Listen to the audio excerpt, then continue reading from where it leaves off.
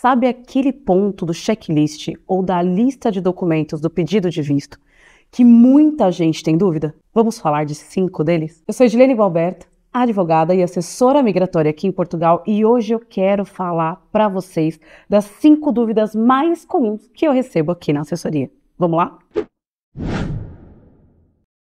E como este vídeo é praticamente uma consultoria muito semelhante àquela que eu dou para diversos clientes, eu já vou te pedir, se não é inscrito, se inscreve aqui no canal, curte esse vídeo e compartilha com aquele amigo que você sabe que vai aplicar para um visto. Primeiro deles, eu preciso ter uma conta bancária aberta em Portugal? Costuma ser a campeã de confusão.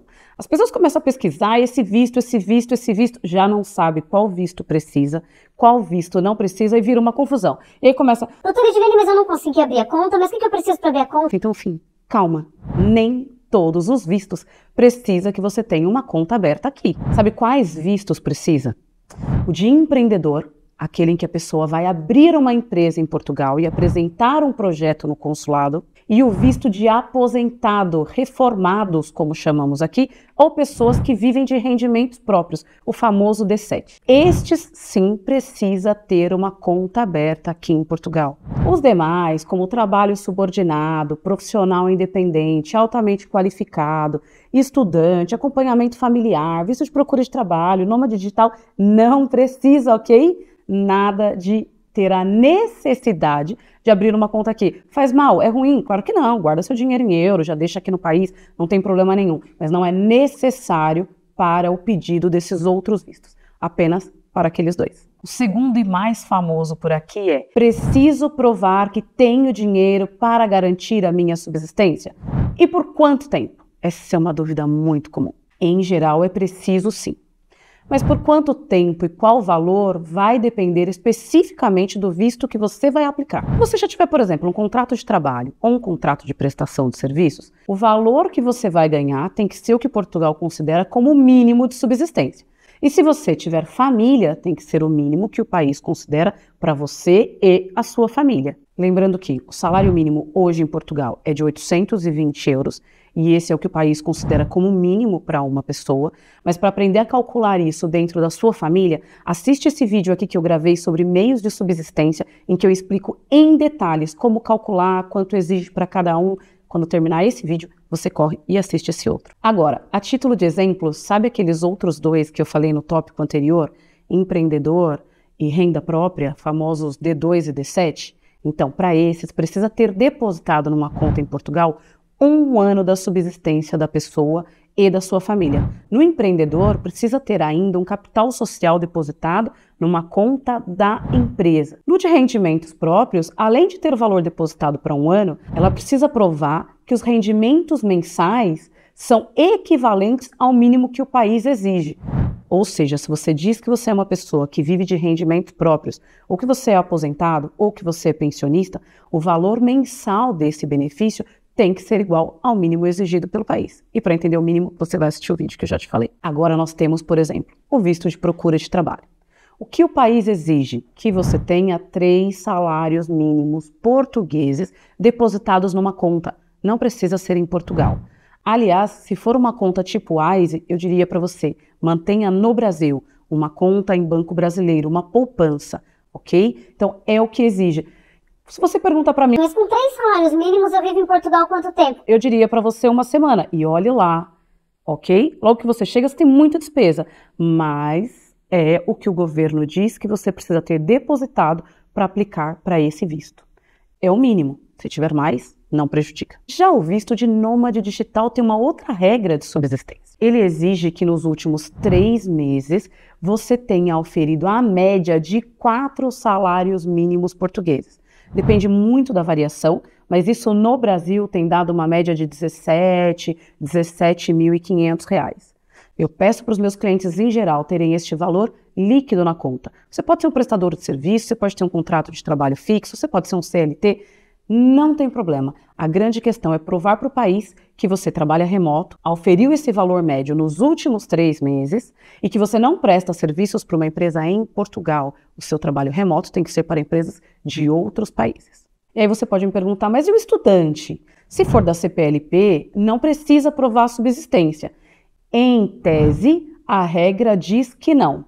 Mas é muito complicado você entrar com um pedido de visto, dizer que vem estudar, mas que você não tem seu pai te patrocinando ou que você não tem nenhum dinheiro guardado, ok?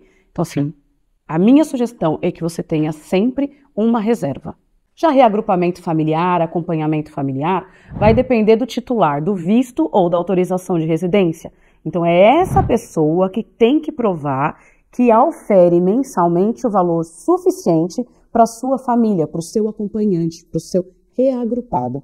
Entenda uma questão muito importante. Quem não se sustenta, não pode sustentar. Então, é muito comum eu ouvir uma pessoa dizendo, olha, eu vou aplicar para o visto de estudante e meu pai vai bancar a subsistência, mas eu vou levar meu marido e 2 filhos. Você não se sustenta.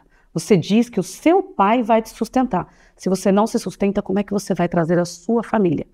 Então, é muito importante ter atenção a isso. De toda forma, reserva financeira nunca é demais. A minha sugestão é sempre que você venha com um mínimo para 1 ano. E eu não estou te dizendo 1 ano daquilo que Portugal entende como necessário. Eu estou te dizendo para ter 1 ano daquilo que o seu custo de vida real vai exigir de você. Uma outra pergunta muito famosa aqui, quais documentos eu preciso apostilar? As pessoas ouvem falar tanto de apostilamento, e elas acham que para o pedido de visto elas também precisam apostilar tudo para enviar. Neste momento em que eu estou gravando o vídeo, o único documento que o consulado exige que esteja apostilado é o antecedente criminal federal. Ok? Você vai emitir o seu antecedente e vai pedir para apostilar. E se você tem muita dúvida e não sabe o que é apostilamento, eu gravei este outro vídeo. Corre lá. Assiste quando terminar esse aqui e entenda tudo sobre documentos apostilados, inclusive quais são os essenciais para você trazer pro visto só o antecedente. Uma quarta dúvida muito comum. Eu posso usar aquele formulário PT-BR13, famoso PB4, no lugar do seguro viagem? E eu posso te dizer que neste momento, no Brasil, sim, você pode usar o PB4 para substituir o seguro viagem. Já teve muita conversa no visto de procura de trabalho de não aceitarem o PB4. Mas aqui na assessoria, 100% dos nossos clientes que usaram o PB4, que não quiseram fazer o seguro viagem, teve o PB4 aceito e o visto deferido, ok? Por isso eu digo para vocês que neste momento, sim, porque eu não sei, pode ser que daqui 1 semana não seja aceito mais. Mas para já, ele é possível. Agora sim, se você disser, olha, eu não tenho vínculo com a Previdência Social do Brasil, eu não consigo emitir o PB4, não tem problema, você pode fazer um seguro viagem. E o último, mas como eu digo sempre, não menos importante é a carta de motivação, a carta de intenção é obrigatória no meu pedido de visto? Não, ela não é obrigatória para o checklist do consulado. Para mim, sim, é obrigatória. Não manda o seu pedido de visto sem carta de motivação, ok? Eu também tenho um vídeo aqui falando só sobre carta de motivação. Vocês podem olhar na minha playlist, tem uma playlist sobre vistos e você vai encontrar o vídeo sobre carta de motivação. Por que eu acho tão importante, o que ela deve conter, por que ela precisa ser completa. Não deixe para o consulado entender a sua situação e os seus documentos. Talvez eles não tenham tempo, nem vontade. Cabe a você deixar claro qual a sua intenção, qual a sua motivação, por que você pode, por que esse visto é para você. Vocês viram que muita coisa vai depender do tipo de visto? Muita coisa é específica. Por isso é muito importante definir o visto que é ideal para você. Não adianta, você tem que entender a sua condição e qual se aplica. Se você está com muita dificuldade, acha que para você cabe 1, 2, 3 tipos de visto, ou que não cabe nenhum, fica tranquilo. Aqui na descrição do vídeo tem o link da assessoria e eu vou ter muito prazer em te conhecer, entender o seu perfil e ver qual visto enquadra dentro das suas necessidades e das suas expectativas. Eu espero ter esclarecido as suas dúvidas, mas se a sua não é uma dessas 5, por favor, deixa nos comentários e nós trazemos outro vídeo aqui sobre este assunto. Eu sou Edilene Gualberto, advogada, assessora migratória aqui em Portugal. Te encontro no próximo vídeo. Um grande abraço.